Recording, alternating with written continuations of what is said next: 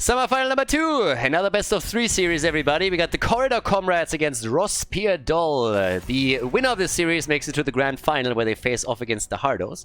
And, well, let's get started. Rospierdol already played in the first qualifier and did pretty well there.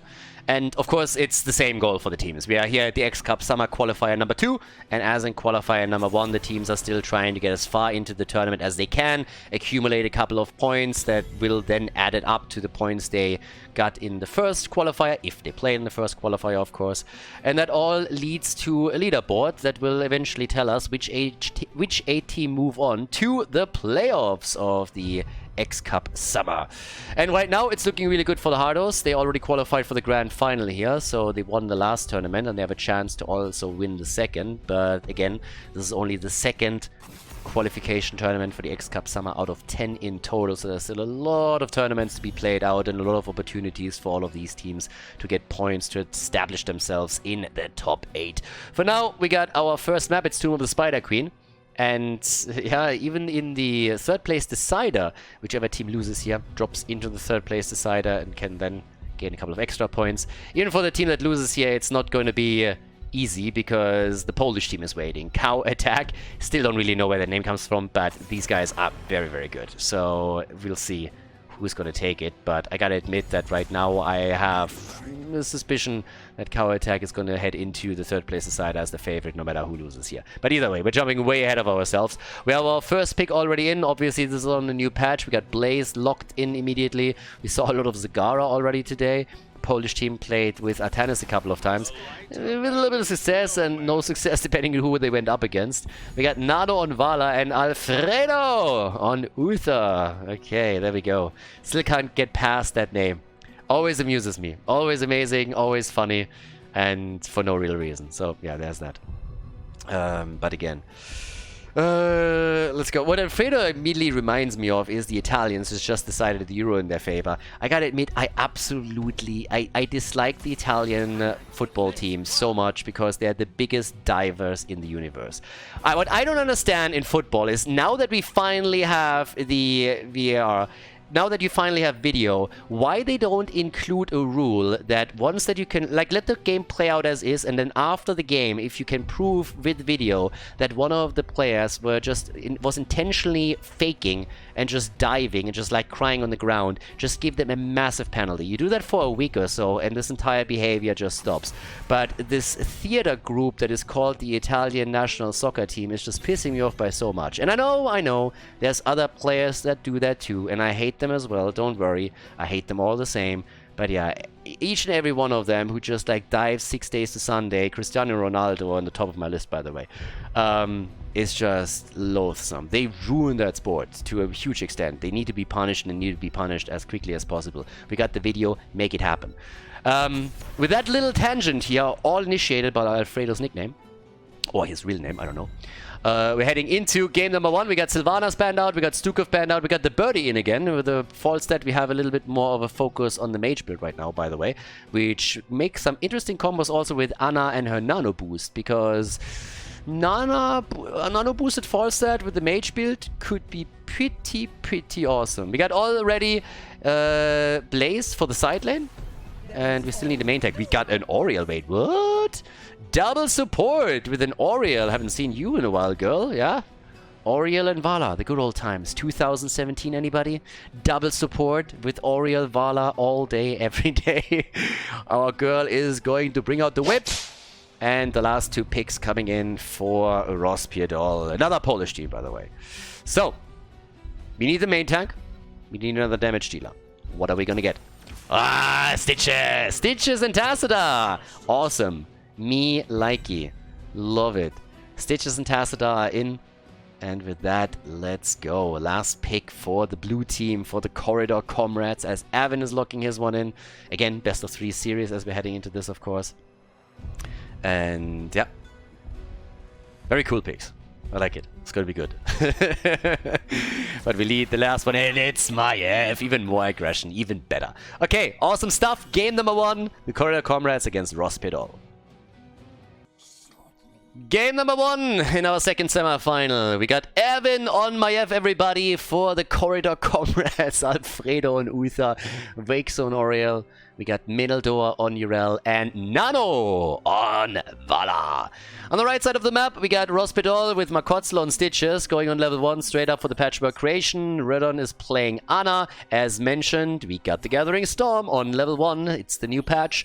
For Nashir on Falstad, Ether's playing Blaze, and Alvaros is playing Tassadar. Okay, let's go.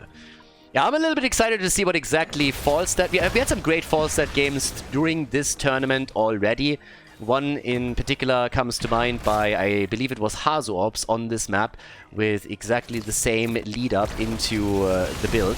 But with Ana, that could be a huge additional damage output that they're gonna get here. By the way, we really have a brawl in our hand. Oh my god, that double support doesn't let anything die. That's insane. That's actually crazy. Yeah, that fight looked like we would see at least 1 or 2 die. Ooh, good hook. But nobody did. Now they're trying to get our Roadhog Stitches here into a little bit of action. But I like this already. This is from the get-go an aggressive game, and this is exactly what we need and want here. Tassadar is moving around too, so we can see what he can dish out here in regards of damage. Because I'm talking a lot about a nano boost on potentially Falstad, but obviously we have a Tassadar in the game, so I mean, it's not quite guaranteed who's going to get the nano here, I suppose. But yeah, either way, we got the move for the camp right away from the start. A lot of wave clear now, of course, also in. And yeah, it's a pretty fun start into all of this. Menaldor and Erwin at the bottom of the map secured the first Siege Giant camp for the Corridor Comrades. So yeah, good for them too. We got our boy Alfredo on the Mecha Spider. And up at the top with the 3-man, they can push this out just a little bit. Not really too much happening just now because a couple of the heroes were still missing going for the Bruiser camp. But now that that has been locked in, they can first of all defend top slide. And then maybe do a little bit more. Going for Stitches is probably not going to do a whole lot for them here. And he already got the Devourer through. Ooh, nearly connected the hook on Maiev as well. That would have been a good kill opportunity if you get that one. But there's also not really a lot of lockdown. Once that you hook, you can hit the sleep dart, I suppose, but that's more or less it. We got now the playtime. Cooldown reduction is also kind of nice as Urel is going into a little bit of a shouting match. And the camp in the middle is not really assisted by anybody, so that's not gonna do a whole lot. So yeah. Bottom of the map. Quick hook. Urel might be down. That's 12 gems. If she dies, that's 12 gems if nobody recovers them. Ho ho ho ho. Okay, the Space Goat got away. Alfredo might have just died for a good cause though. And yes, indeed he did. 4 gems is all that he had.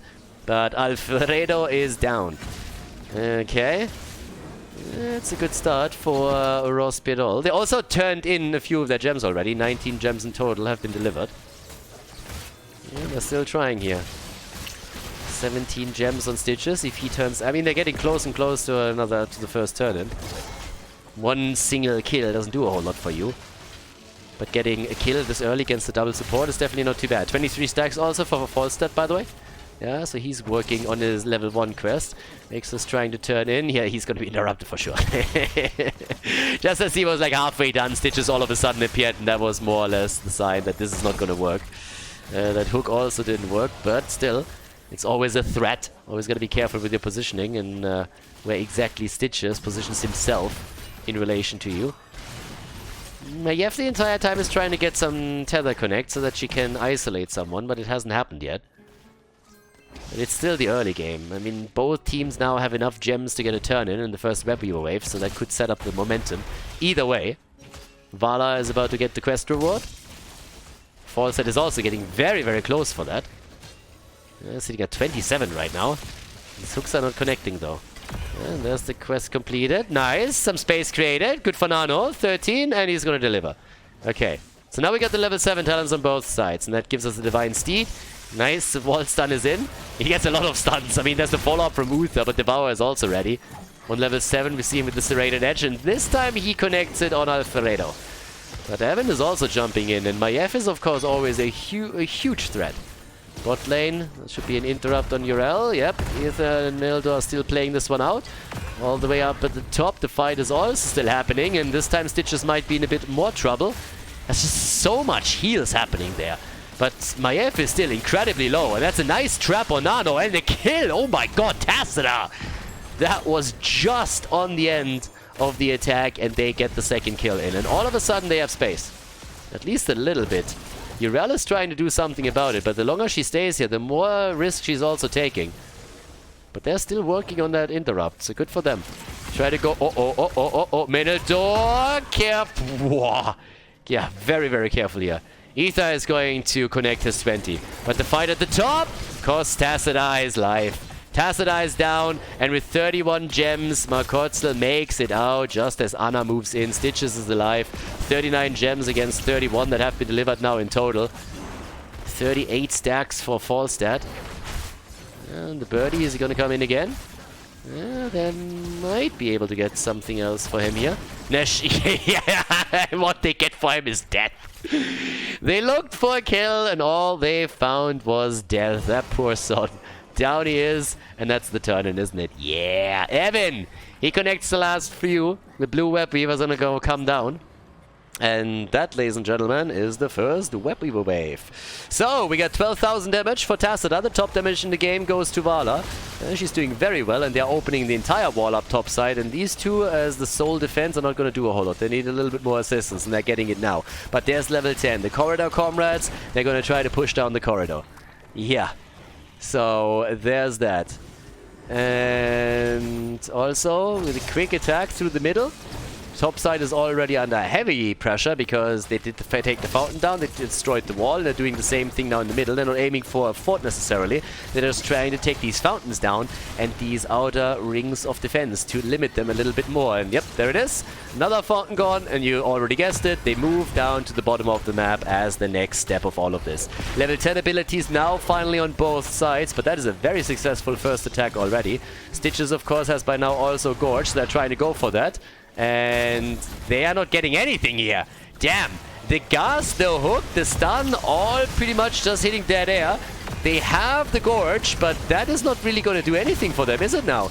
There's the bunker on the ground. They got the stun against Maiev. Maybe now? The Divine Shield. Maiev is saved by Uther. Aegis and Divine Shield can both be used here by the Corridor Comrades with the double support setup that they have. And that saves the day for them for now. Now, the red team tried to get the kill, but they couldn't. Now they can try to get the turn in. They can sneak Stitches, for example, to the top after they defended the middle. Alfredo is also getting a bit of a beating here. Talking about beating! That's the whip into the wall. Nice stun, but that might not be enough. And Ether makes it out. Stitches delivers the turn in, and that is a red web weaver wave for Rospidol.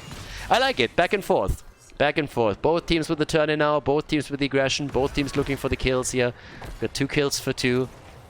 The comrades at this point trying to already prep the lane a little bit and push it out. And the birdie, careful. The sheer in the middle of the map needs to be very cautious. You don't want to lose a hero as the web weavers are touching ground. Nah. Bot lane attack. Blaze. And... well, he's still okay. Web weaver on the other hand isn't. So they're going down to the bottom of the map. They're focusing their attention there. I like these... I gotta say, I like these sleep darts. There's a lot of good connects that we already had. Medaldor with 31 gems. There's a lot of pressure on him too. I mean, you don't want to lose him with everything that he's holding here. They go for Markotzel on the other hand, and the same goes for him. Comes in with a Gorge. Gorge, Gust. There it is. The isolation. And I don't think they can take Uther, can they? Nah, he has the Divine Shield back up. So it's not a problem for him. Get over here. Nice. The Aegis saving him for now. Oh, 14 hit points. He was on 14 HP. Alfredo dodging out on the hook, but oh.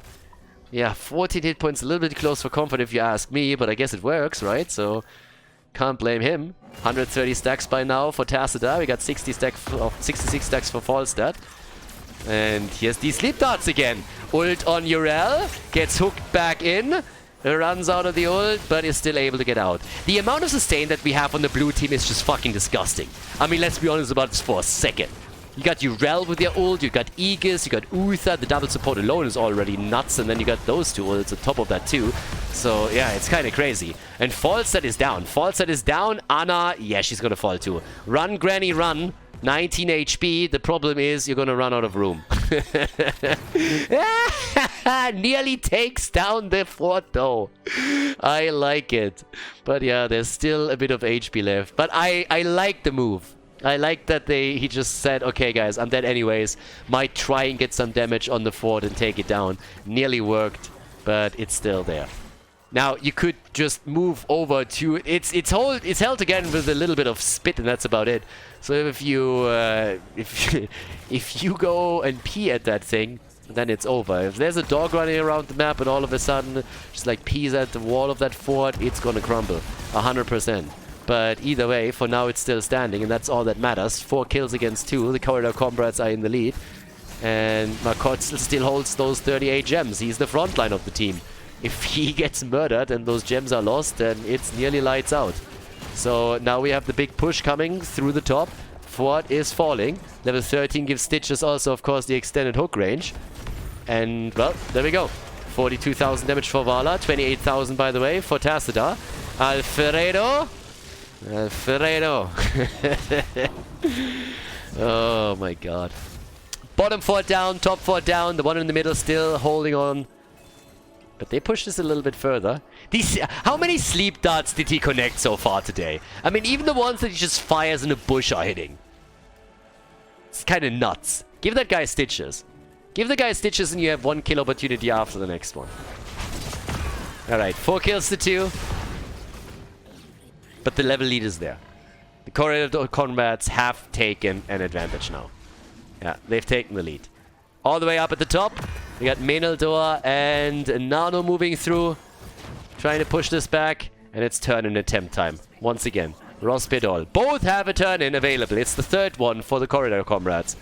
They're talking about turn-in number 1, potentially for Rospedol. And they go for the birdie again. Divine Shield on Maiev, and the bird is dead. There's a lot of chicken on the menu today, and this is a problem. If he dies, if they lose those gems, Bunker Stitches is dead. Where did all those gems go? I mean, they got all lost. Ouch. Did Ether pick up a couple? I mean, Stitches is down, the gems got lost, and I'm not sure if a couple of them at least went over to Blaze, but they just lost around 40 gems, so I guess all 38 were lost. And that is a huge problem, because now we're talking about turn-in number 3 in a row. And on top of that, the red team has a turn-in available, but they lost more than an entire turn-in. That's a huge problem. That's a massive, massive problem. Yeah, Alfredo turns in 5. Menaldor holds the 23. Ooh boy. Ooh boy. The Comrades are looking strong. The Comrades are going straight through this now. Yep. Hammer and Sickle apparently a little bit stronger than the sniper rifle of Anna. And the big laser pew-pew that we're seeing from Tacita over here. So there it is. They're trying to go for the birdie. Like, he gets farmed right now. He gets absolutely farmed. They nearly get another kill against him, and he only saves himself with his ult, with a gust. Has to still fall back, which gives more space on the map for the Comrades. They drop the fort, and now they can go straight up for the mid keep. And of course, the keep at the bottom and the top lane are also soon going to be attacked. Because those Web Weaver waves, they are pushing hard. In the mid lane, enhanced by a camp that is now helping out too. And, well, there it is. This is a mad problem now for Rospedol. They're losing ground everywhere. Absolutely everywhere. Yeah, double connect with a sleep dart. But they're going deep on this one. Yeah, entire wall has fallen. At the top lane, you can see the same picture. Same thing is happening there in just a second. And it's up to the blue team to keep them in the mid lane or switch their attention down to the bottom of the map. One of the two. Up at the top, Fountain is going to fall 100%. And the keep is taking damage. And at the bottom of the map, they're trying to do the exact same thing. So they're starting to move in for this one as well. And Falstad, he's the only one trying to deal with the top lane. But down here, the problem continues. And if they can get another kill, that would be the dream. But either way, the outer ring of defense is already gone. And this is just such a big lead for the CComrades now. They are looking great. 6-2. 6-2 kills now. Top lane, keep is down to 50% HP. Yeah. Level 16 Talons, they're ready for both of them. Falstad at 87 stacks. Vala at 64. and 91 gems in the hands of Rospiedol. They are struggling heavily here. I mean, they're having a lot of trouble against this double support setup that they are facing off against now. And yeah, there comes Benediction. He wants the stun and he barely misses out on it. If he gets that stun, that's a problem. That is also a little bit of an issue, but the Divine Shield is saving Oriel as she gets scored by Stitches. So yeah, Gorge just doesn't do anything if you have this many survival tools here. Another whip, but Uther, yeah, he's gonna die eventually though now. Yeah, Alfredo's dead. Alfredo is dead. Finally a kill for Rospiedol. Is that a turnaround opportunity? Maybe not, because Blaze is also down. They're still trying to see what else they can do here. But look at Meneldur. He's running after Anna in an attempt to also isolate her, but he can't. But the problem is this. Ooh, yeah. Can he save it? Yes, I guess he can, but not for long, I suppose, because no matter what hits that fort and that keep, it's on. Talking about fort, by the way. Just saying. This one is still here. It's still in the game, which is unbelievable, honestly. If you ask me, that's kind of crazy. Now we got 95 stacks on Falstad. That puts him to 37,000 damage. Look at what Vala has, though. 68,000. Yeah, there's the turn in, and they still don't get it. He has 80 gems. They hold 114. And he dodges with the Vault of the Wardens on a potential Gorge. Oh my god. Yeah, and the Corridor Comrades, they're already working on the next turn, and they don't have enough gems for it yet. But they control the entire middle of the map. They still have forts on every single lane, and now they can even go for the boss. So it's going to be a trade. Yeah, we're looking with the level 20 that they have now at a trade. They let the turn-in happen, they get the boss.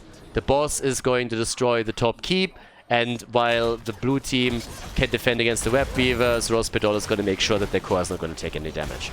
So, pretty traditional trade that you're seeing here in a situation like this. And they're even timing it a bit. Yeah, so they're timing that properly as they are starting to defend here all the way. At the top, they go for Blaze. Yeah, you're dead. Yeah, he's dead. Dude, you can definitely try and delay it, but you're dead. There's no way out of this. You can buy time, that's definitely true, but there's no way out of this. There's the whip, buying a little bit more time. He bunkers up. They're taking that down. But he's going to lose those 11 gems that he holds, and he's going to die. There's no escaping this one. So Blaze is dead, loses the 11 gems. They can take the Web Weavers down now. Maiev was in the middle, already doing the same thing to the one in the mid lane. Keep, as already predicted, went down towards the boss. And now for 50 more seconds, Rospiedol is on the map with only 4 players. They might get the level 20, but that doesn't change that they are heavily... Well, not heavily, but they're outnumbered, obviously, now. So, yeah, it gives a little bit more control over to the Comrades, who now have another turn-in available and will get turn-in number 4 in this game. So, yeah, a little bit awkward. You finally get level 20, but your Blaze player is dead, and that's kind of that, right? So, good job. We get the Hungry for more. No, the Hungry Stitches with level 20. And we should get the turn-in now as well.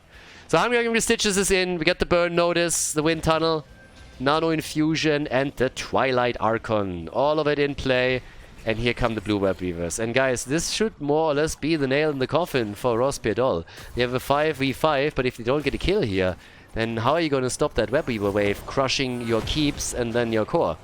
Because we are now 18, 19 minutes into the game, and a lot of these lanes are heavily pushed out. I mean, look at the minimap where all of those Web Weavers are starting. They're starting inside the territory of the Polish team.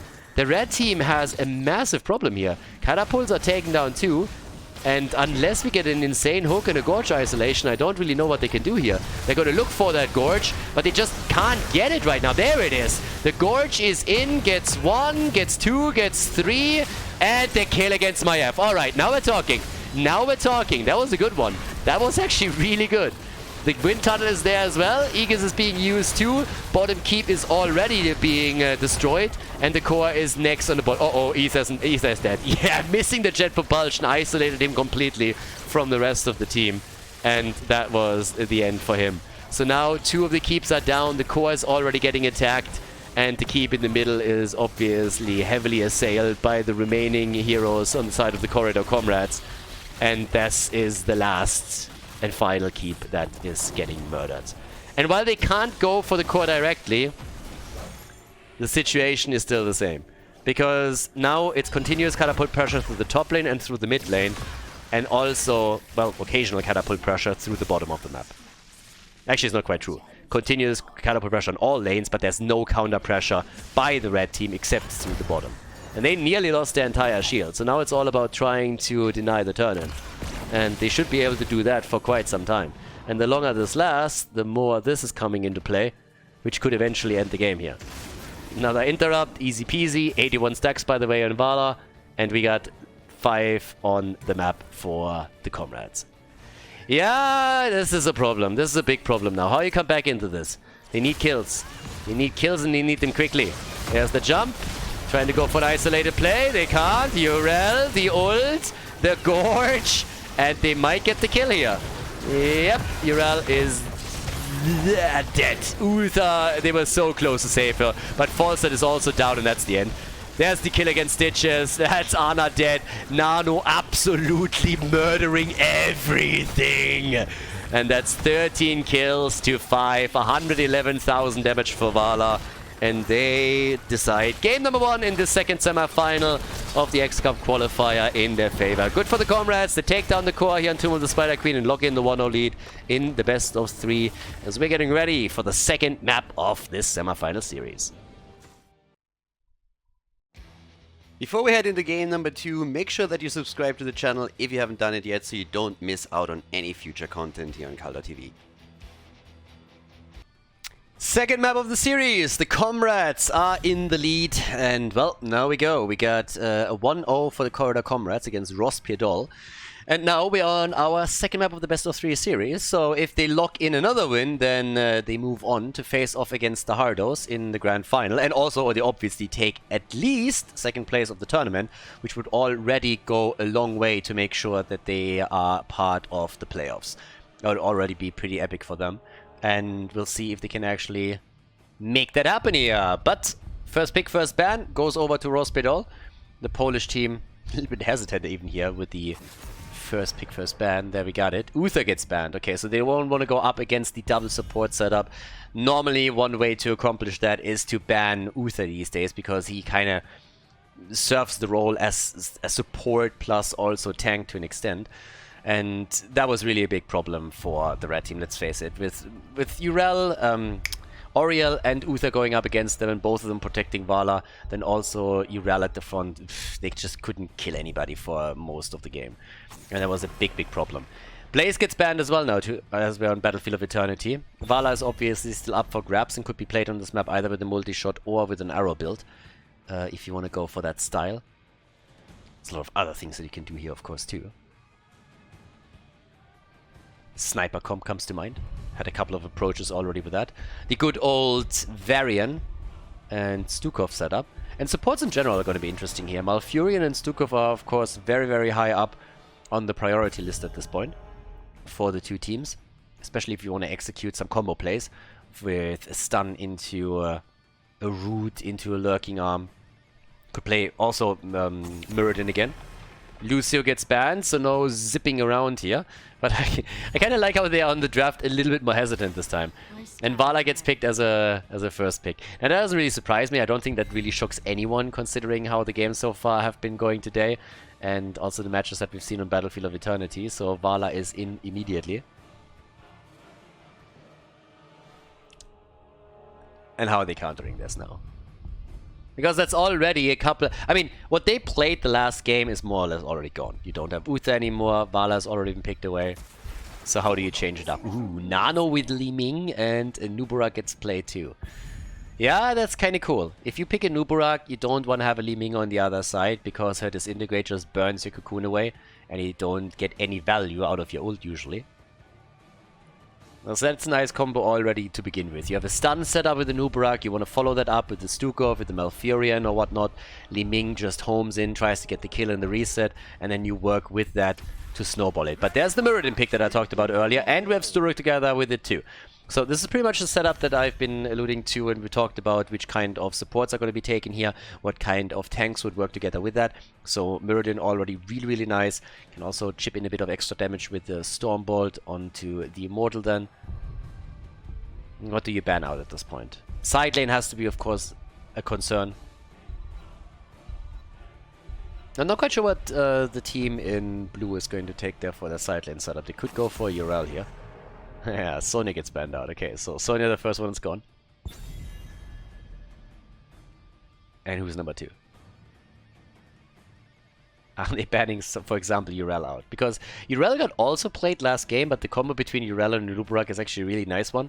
Has been, as I countlessly already explained, played a lot during the Eastern Clash, last Eastern Clash in HGC, where the Koreans played that combo, I mean, all day, every day. And it doesn't get denied.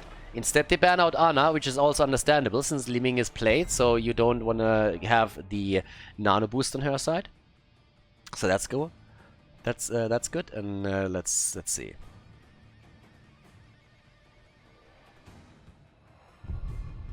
I'm a little bit curious. Is it Urel? Are we gonna get Malfurion? Those would be the two that I think are likely and would work very well with the combo. Anduin, okay. And Urel. Anduin, Urel. Okay, Anduin, I don't have a problem with him either. I mean, again, I hate the character, but the hero is and his talents are fine. And Nubarak plus Urel makes a whole lot of sense. That's definitely a good setup. Okay. That leaves us with Alfredo for his pick. Are we going to see this similar setup? Hanzo. Oh, no! That was Ether picking. D.Va! Mirrodin D.Va! We get a Bumblebee, everybody! Alright! Bumblebee D.Va. Hanzo is in. And the last pick for game number 2. The opportunity for the Corridor Comrades to make it to the Grand Final. To go up against the Hardos in the Grand Final of the second qualification tournament. They go for Genji. The full-on reset setup with Li Ming and Genji. Good old HGC style, what we're seeing here from him. Yeah, map number 2. Let's jump straight into it and find out if the Comrades can go for the 2-0 victory or if Rospidol brings it back and forces the third game of the second semifinal. Game number 2, Battlefield of Eternity. Erwin on Nubarak for the Comrades. We got Meneldor on Urel, Vixu on Anduin, Alfredo on Genji, and Nano on Li Ming. On the right side of the map, Rospidol, the Polish team with Makotzel on Mirrodin and Ashir on Hanzo. We got Ether on D.Va, Redun on Stukov, and Alvaros is playing, in this case, an arrow build with Vala. Now, we've been talking about Vala a little bit. You can play the multi-shot build on this map too. We've now seen it multiple times. It's not only the Koreans that do that, but also plenty of other teams have been now shown this year. But of course, the arrow build is still fairly strong, especially if you're trying to focus a bit more on the immortal damage. Yeah, it's exactly what we might see here. But again, at this point, we already got we already got our setup at the bottom of the map. Top lane, no surprises here. It's gonna be Urel against D.Va. Down at the bottom, Alfredo is zipping around. The Italian Ninja. Yeah, the Italian Ninja is already here. Already making sure that the pasta is al dente. As he's just coming in with one shuriken after another. And trying to also take down his Shimada brother. Okay, either way, I want to see what the Comrades have now. Because in the last game, they were able to walk away with a very different draft with a very different draft in general. The double support is obviously a totally different style from what they're playing here. So they have to improve themselves with a little bit more normal setup, but they can't rely on this much sustain and showcase that they can really pull this off. The double reset setup that they have here is pretty dangerous for Rospidol, but maybe this is just a playstyle that caters a bit more to the red team, and they can force game number 3 out of all of this. Genji's already sliding towards the top, so they're going to try to go for the top camp. At the bottom of the map, yep, that could be it at Nubarak, and he makes it out. It was a close call though. A little bit of extra damage against him too, and just to be safe, he moves behind the fort to ensure that nobody's dropping him with some additional range DPS. So at the bottom of the map, We already got our first camp taken. Top side, the same thing is happening for the blue team. Therefore, it's a 1-1 trade. And good or not. Okay, so what exactly can they pull off here? We got on level 1 the perfect storm, so he really wants to go for the extra attacks here. Which would be kinda nice. Yeah, Stormbolt is already attempted to connect. Instead, it's the stun of the Nubarak that puts him into trouble. And that's a kill against Anduin. Anduin is down, taken down by Li Ming. And that's an early level 4 with heavy aggression from Nubarak with the Underking on level 4. So they want to make sure that they can jump in with him, get the stun set up. Vala is already working on the camp. 27 seconds are remaining, and the blue team is doing the same thing. Everybody wants to set the Shaman on lane, combo that nicely around the objective. One good spread is in. Not gonna lie, whenever I read that, I have to think about Bill Burr and his attempts to buy a shotgun. So yeah, has a good spread. I can't make accents, so there's that. But anyways. Bill Burr is still the best. If you disagree, then you have no sense of humor. Kappa. So, 1 kill to 0. First objective up on the map. Everybody just focusing on the damage for now. And the halftime show is won very, very easily, thanks to Vala in particular, by the red team. So, if you're the blue team, you're kind of looking for the kills right now, or at least pressure against the heroes so that they have to fall back a little bit quicker, because that halftime show did not really go well for you. But Rospedol with Hanzo and with Vala are now trying to finish the job here. Li Ming is the only one poking it out on the left side. And this is not really looking good for the Comrades at all. Yeah, they're going to lose that Immortal 100%. At this point, it's damage control that they're looking for. That's pretty much it. So yeah, there it is. Damage control is in. They got the shield down to 25%. And that's about it. But here we have it. They're trying to go for Alfredo. He's able to get away. And if they get a kill here, that would of course be the dream for the defense. But I don't really think that's going to happen. So they're trying to defend first. And let's have a bit of a look of how much damage this thing is going to do. Because Urel is now moving down to the bottom of the map, meeting up with D.Va, who's actually sticking to the bot lane, was thinking about rotating topside. So we're looking at a 4 versus 4 for now. And they're doing a fairly decent job on the defense, but they're going to lose quite some hit points on that forward either way. And Urel is now moving top again, trying to help out here, and they are maybe trying to go for a kill, but I don't really think they can get that. Then again, Murden, hello team. But yeah, he made it out. So he made it out, is able to get out of the fight pretty easily, even though Urel pushed him around a little bit, as she does. But now a Sledgehammer in, 18 stacks on the Perfect Storm. Vala with the Monster Hunter on level 7, so that's even more damage output against the Immortal. And the Comrades, they've been banking more so on the kills, and they have a leading experience, but of course they've been losing some ground because of the objective. And the danger is always that while you're winning the fights, if you don't win them clearly enough, your opponent is just going to lock the objective in, and as the game continues and the Immortal scales, just ruining your little show. So there's that. Stormbolt connect, yeah, but the follow-up of Suko wasn't there. Was also a little bit too far away. He already had to go pretty deep in order to stay close to Muradin, and there was no damage dealer inside, so yeah, gotta be a bit careful with that or you're gonna run into trouble. Still, get that damage in slowly, alright. Muradin, they really keep him low, aren't they? He has 20 stacks by now on the level 1. And they are going to try and burn that Immortal down whenever they can. But now Muradin himself might get burned. And he's dead, but so is Genji. Genji is dead as well. They barely saved Nano. Oh my god. That was clutch. That arrow, if that connected a little bit earlier, that might have just been the end of Li Ming. But now it's 2 kills against 1. And, well, let's see what we have.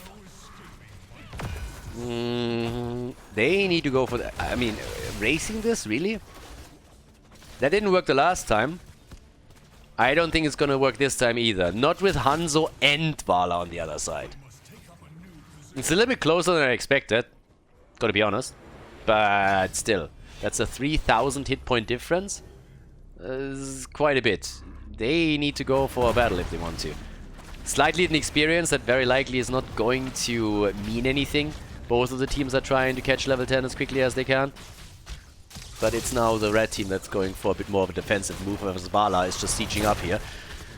at the top. Li-Ming is trying to do the same thing at the bottom, and they are really trying to burn this one down. And Urel isn't here. They're doing the same thing as they did before. They got the level 10, but unless they can force a fight very, very quickly, that's not going to help them. So Urel is jumping in, no fear obviously now with the heroic abilities.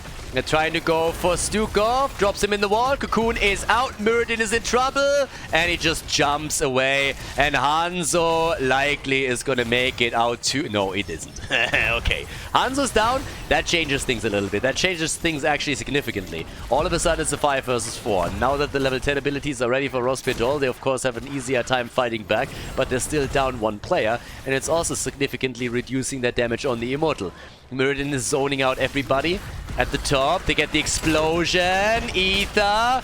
Can they get the kill? They can't. And the Immortal gets taken by Rospidol. Yeah, 3 kills to 1, but what? Ooh, that arrow is not going anywhere. No.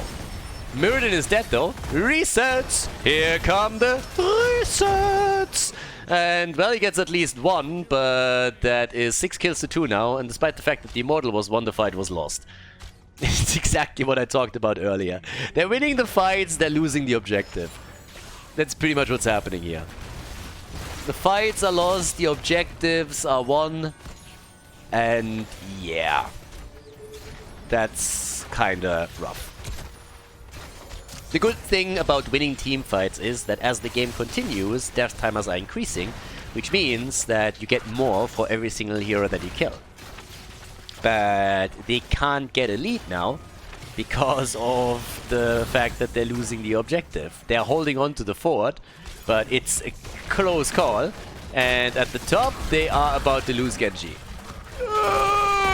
Yes, he's dead. Genji is down, and Rospidol, they want game 3. Oh yeah, they want that 3rd game. I have no idea why he dives on Nubarak, because there's no one there to help him. I mean, there was literally no damage dealer there. So he gets a stun, but that's it, and Li-Ming wasn't there. Genji was dead, and I was like, uh-huh? Okay. But either way, at this point, what else are we getting? We got 21,000 for Hanzo. We got 22,000 for Li-Ming. It's an interesting game because I honestly have no idea who's going to win this.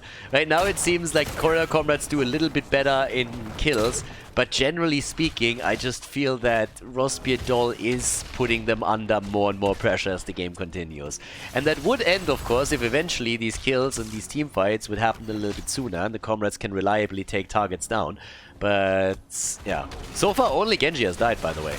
He needed a healing. He needed a lot of healing here. And there's objective number 3.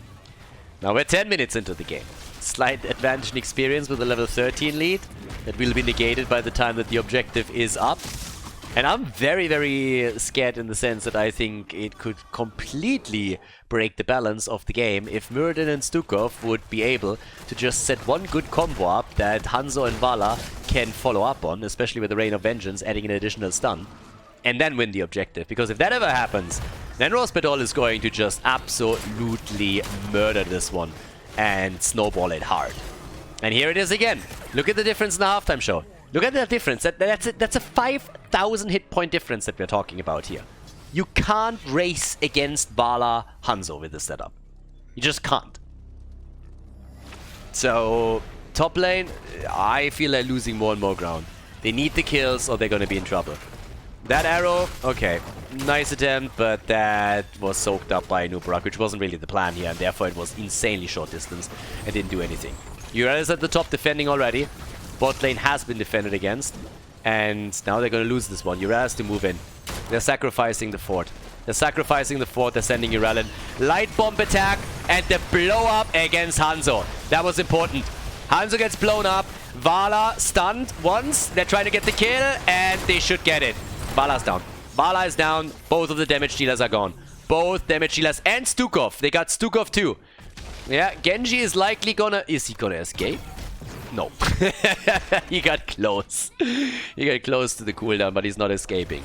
But now it's a 4 versus 2. And that should help you. That should help you to get the Immortal. Now you have to finally take this one. Muradin, on the other hand, has a lot of Stormbolt damage against this thing. So that might be a little bit closer than expected. Yes, it definitely is. Good stun. Nice. And this time it's an immortal for the blue team. Good for them. Good for them. So, down at the bottom of them. Oh my god, if they can get another kill before the fight even starts, think about how amazing that would be for them. That would be awesome. Yeah. Oh, if that combo connects. Oh, nice. Well, we are half a level away from level 16, so the advantage for the blue team is continuing, and they are really building something here. With that level lead, this is really, really good for them. They're going for the fort at the bottom of the map, and at the same time, the Immortal is starting to take down the fort up at the top. Should be able to take this one, so walking away with both of them here. And off they go. Yep, that's a level 16 talent. It's kind of funny to me that the only one that still died on the side of the blue team is Genji. I mean, it's just so typical. Genji is the only one that dies there. 4 kills against them. 10 kills to 4, and all 4 deaths on the side of the Comrades have been by Genji. All 4 of them. We got the It Hungers. Okay. Yeah, now the rotation towards the top. 16 is, of course, a big game changer too. I mean, 16 gives you Epicenter and it gives you Glyph of Faith. Those 2 alone are already insane. Then you got the final cut and Mirror Ball. That's such an amazing power spike for the Comrades. I mean, their 16s are incredibly powerful here. Really, really powerful. And now it comes down to the 16 versus 16 battle, because the next objective is going to be announced soon. And wait, what? I guess there's that Stormbolt Stukov connect that I've been talking about. And it instantly leads to a dead hero. Arrow is in, and well, that's a goodbye. Yep, that's Anduin dead. How many are they gonna get? I guess that's the only 2. Nice. Now, Urel is at least able to get some damage in at the top because she escorts the camp and the catapult in. That helps a little bit. I have no idea why Nano is out there trying to be a hero. This is going to be a fort that gets destroyed, and the halftime show gets also one, so that puts the Comrades on the back foot on the next objective. Bit annoying for them. Maybe it's not a halftime show victory, honestly. I should be back in time. Just barely. Yep. Brings them back, at least for now. And, well, at this point, they're taking it down. I mean, again, it's going to be an advantage once more for the red team, or at least I thought so. And then I realized that they were very, very late on the move here. So, yeah, that's not happening. A little bit surprising to me, honestly, but good on them. That's really good for the Comrades. I didn't expect that. Now here comes the fight, and Hanzo gets blown to pieces as well. This Genji combo with the light bomb is just too strong when he gets hit, and with the resets they're aiming for Stukov, and they take him down. Vala is also dead. I mean, unbelievable. The Comrades, they just had a I mean, Rospito just came back, and now the Comrades come in swinging with massive damage and take everybody out with the exception of Muradin. And that is an easy Immortal, and it's a big one at that. Just as the red team started to get back into this, the Comrades, with an incredibly coordinated effort, take them down, no problem. Even save the top lane against the camp. Drop the Immortal, and there's 23,000 hit points still left. 23,800. For the Immortal on the shield. Yeah, that bastard is gonna hit like a truck. That one is gonna hit hard. Now, 36,000 damage for Hanzo as a top damage here, 45,000 for Li Ming. 5 deaths on Genji by now. At least he's not the only one anymore, right? He's not the only one anymore that died in this game. And they're getting closer and closer to level 22, which is the next problem, because if they push this for long enough, and if they do a little bit of damage against the next wave, then they might just get the level 20 with a push. Or if they get a kill, both would work here. Stukov is already jumping back, but they are losing a bit of time. The shield is nearly gone, 16 minutes in. But this is still a big threat to the keep. And they need to take that wave down. If that wave falls, they have level 20. They just need the wave here, and they're going to get that. That keep should fall no matter what, though. And indeed, it does. The keep is down. Yeah, the wave falls. There's the level 20. And they go in again. This time they go for Muradin. The stun and the kill. Muradin is dead. Vala is already low. They're trying to get the rest of them too. They wanted to go for Stukov. Avidon is the Nubarak. He dies too, but so did the support of the red team. Yeah, Urel gets pulled back out by Anduin. And guys, the bottom keep has also fallen as the double catapult setup plus the camp took it out. So there's no structure left outside of those little scrappy towers in the middle on the side of the red team. It's a great setup for the Comrades to be the next team to move on to the grand final. Li Ming with 57,000 damage here. And they are doing just a great job now. And honestly, this is their game to lose. Nubarak is dead, he's going to be back in 26 seconds, so he's going to be the last one to join. But unless the red team pulls off an insane team fight and the Comrades give that team fight to them, this should be lights out. Because those catapults are eventually going to rip you a new one and take that core down. And the core is of course there too. I have no idea why they're fighting here. Like, if that arrow connects, okay, they dodge out on it. NA arrow confirmed. No, I mean, that was telegraphed. But honestly, why fight if you're not 5 yet? Wait for the 5th one. You have 20, I get it, but still, like, I feel like this is totally unnecessary right now. Pushing it a little bit too hard. And there it is, the jump back out. Nubarak wasn't there. Immortals coming up. Halftime show should be easily theirs. 53 stacks of Mirren, by the way. 53 stacks on his level 1. Not too shabby. Yeah, halftime show is theirs. They have level 20 as an advantage. Red team is not gonna fight them until they have their own. Now they do, but it should be a full-on halftime show. Unless they can defend it a little bit. No, there it is. Muradin is looking for the Storm Bolt. There's the follow-up and Nubarak, and they save him. They zip him out, no problem. Li Ming can now come in, and this is gonna be the big team fight. Look at the bot lane. Double catapult is already moving in through the lane. Light bomb has been used. This time they get enough value. Hanzo is up at the top. Muradin gets attacked. D.Va is dead. D.Va is already down. That's a horrible start into the fight here. Oh, and Muradin also in trouble. Genji slice and dice and Dragon becomes me. And they get Muradin. And that has to be game. That simply has to be game. They get Vala most likely too. And even if they don't, they can go for the Immortal. Get another big shield on that one. Bot lane has to be defended, so there's no chance for the red team to move in the middle and contest it if they want to save the hit points on the core. They feel desperate and they try to go for it, hope for a lucky punch here, and they nearly get it. But now the catapult is getting attacked by 2 catapults because 2 of them are drunk on the job and attacked this one in the middle. Vala is dead though, and good old Hanzo is also down. He doesn't stand a chance here. That leaves us with only Stukov, and he can run but he can't hide, and he has pretty much no escape chance here, so he's dead as well. 5-man team wipe everybody as the Corridor Comrades will move on to the grand final to go up against the Hardos. The Immortals on the map and would have finished the job one way or another, I suppose, but since everybody is dead here, they just do it themselves. D.Va is back, doesn't even try. They know it's over. This is game. Great effort by the Comrades, making it into the grand final here. 2-0 victory in the second semi-final over Rospidol, who now drop into the 3rd place decider to face off against the 2nd Polish team.